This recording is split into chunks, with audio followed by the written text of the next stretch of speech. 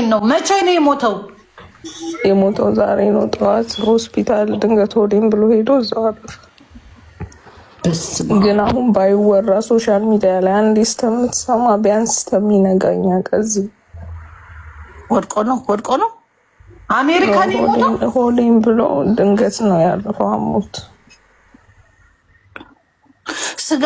ስጋ ከይተብዝሒ አንቺ እባክህ ዝም በይ። ትግርኛው ቆይ እና ትንሽ ሆልድ ቢደረግ ሶሻል ሚዲያ ተጠቃሚ ስለሆነች እንዳትሰማኝ ነው። ለልጆቹ ታዳጊ ልጆች ናቸው ያሉት። አንዴ እስከምትሰማ ማለት ነው። በሰው ሀገር ታውቂዋለሽ። ሚስቱ ሳትሰማ እንዴት ሚዲያ ላይ ተፖሰተ ሞተ ተብሎ? ያው ታውቂ የለ ኢትዮጵያ ነገር ሰው ሲሞት ሮጠው ነው። ገና አሁን አልነጋም። እኛ ጋር 4 ሰዓት ነው እየጠበቅናት ነው። ብቻዋን ነው የምትኖረው። የሴት ወንድ ሆና ነው ልጆቿን ያሳደገችው። አይዶን ነው እንዴት እንደምንነግር ሶሻል ሚዲያ ላይ አሁን እንደዚህ እየገባን ቢያንስ ነው እንዳትሰማ እያደረግን ነው።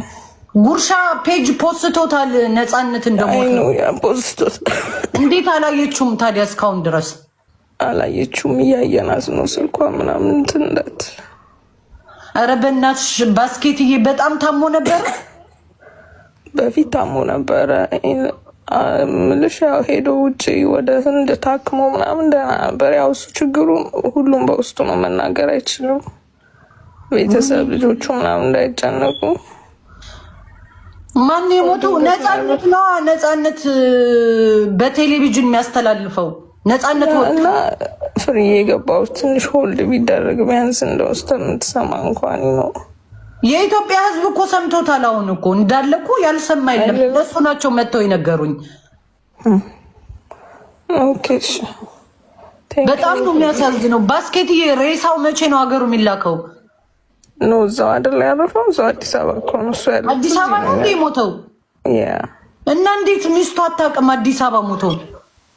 እሱ ያለችው አሜሪካ ነው። እንዴት ታውቃለች? ያው ቤተሰብ አሜሪካ ነው ያለችው።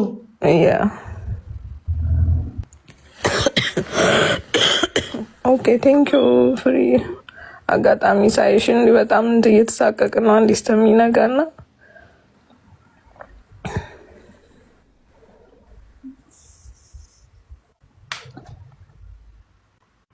በስመ አብ ወወልድ ወመንፈስ ቅዱስ አሐዱ አምላክ። እንዲህ ሰው ትናንት አይቶ ዛሬ ይሞታል እንዴ?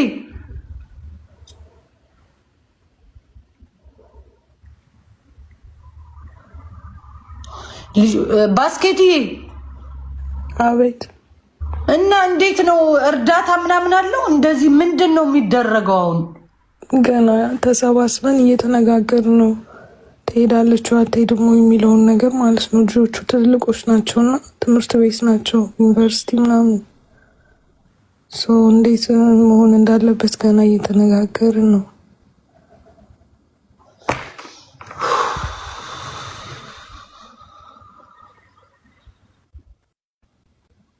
ድንገት ነው የሞተው።